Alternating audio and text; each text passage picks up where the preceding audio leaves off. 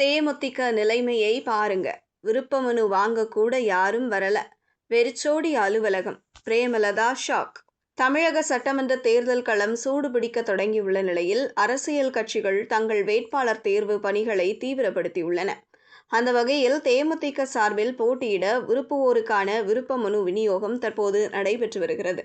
இருப்பினும் கட்சியின் தலைமை அலுவலகத்தில் நிலவும் சூழல் சற்று கவலை அளிப்பதாக உள்ளது. தமிழகத்தில் உள்ள 234 தொகுதிகளிலும் போட்டியிட விருப்பம் உள்ளவர்களுக்காக விண்ணப்ப படிவங்கள் விநியோகம் செய்யும் பணி கடந்த சில நாட்களாக நடைபெற்று வருகிறது. இன்று இந்த விநியோக பணியின் 4வது நாளாகும்.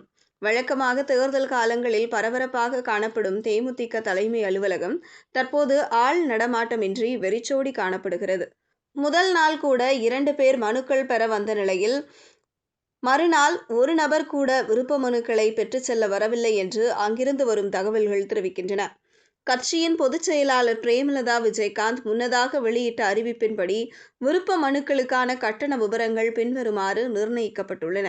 பொது தொகுதிகள் 15,000 ரூபாய், தனி தொகுதிகள் 10,000 ரூபாய். இந்த விருப்ப மனுக்களை பூர்த்தி செய்து சமர்ப்பிக்க பிப்ரவரி 12ஆம் தேதி வரை கால அவகாசம் வழங்கப்பட்டுள்ளது. அலுவலகம் தற்போது அமைதியாக காணப்பட்டாலும் வரும் நாட்களில் விண்ணப்பங்களை சமர்ப்பிக்க வருவோரின் எண்ணிக்கை அதிகரிக்கும் என்று கட்சி நிர்வாகிகள் தரப்பில் எதிர்பார்க்கப்படுகிறது. ஆனால் கட்டணம் அதிகமாக இருப்பதால் யாரும் ஆர்வம் காட்டவில்லை என்று கூறப்படுகிறது.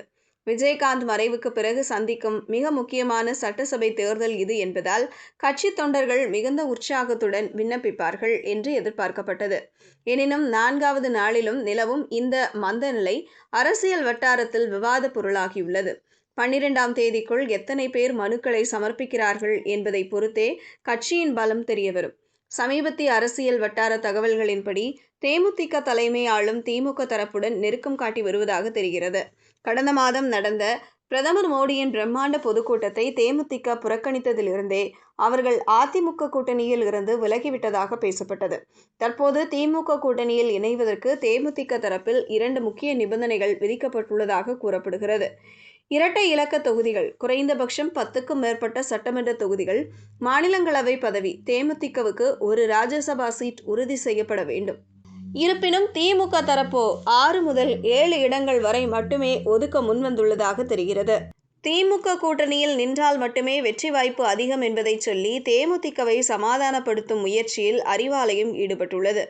கடந்த 2024 மக்களவைத் தேர்தலில் அதிமுகவுடன் கைகோர்த்த தேமுதிக தற்போது அந்த தரப்பின் மீது கடும் அதிருப்தியில் உள்ளது. கடந்த காலங்களில் அளித்த வாக்குறுதிகளை அதிமுக நிறைவேற்றவில்லை என்றும், குறிப்பாக ராஜ்யசபா சீட் விவகாரத்தில் ஏமாற்றம் அடைந்ததாகவும் பிரேமலதா தனது சமீபத்திய கூட்டங்களில் சூசகமாக குறிப்பிட்டுள்ளார். இதனால் அதிமுக பாஜக கூட்டணியில் தேமுதிக நீடிப்பது சந்தேகம் என்றே அரசியல் விமர்சகர்கள் கருதுகின்றனர். கூட்டணி பேச்சுவார்த்தைகள் ஒருபுறம் இருக்க, தேமுதிக தலைமை தனது பலத்தை காட்ட 234 தொகுதிகளுக்கும் விருப்ப மனு விநியோகிக்கும் பணியை தொடங்கியுள்ளது. இது மற்ற கட்சிகளிடம் அதிக இடங்களை பேரம் பேசுவதற்கான யுக்தியா அல்லது கேப்டன் வழியில் தனித்து போட்டியிடும் முடிவா என்பது வரும் வாரங்களில் தெரியவரும். எங்கள் பலத்தை அங்கீகரிக்கும் கட்சியுடன் தான் கூட்டணி. தேமுதிக சேரும் கூட்டணிதான் தமிழகத்தில் ஆட்சியை பிடிக்கும் என்று பிரேமலதா விஜயகாந்த் தெரிவித்துள்ளார். பிப்ரவரி இறுதியில் தேமுதிகவின் உயர்மட்ட குழு கூட்டம் நடைபெற உள்ளது. அதில் அதிமுகவா விஜயின் தமிழக வெற்றி கழகத்துடன் இணைவதா அல்லது திமுகவுடன் கைகோர்ப்பதா என்பது குறித்து இறுதி முடிவு வெளியாக வாய்ப்புள்ளது.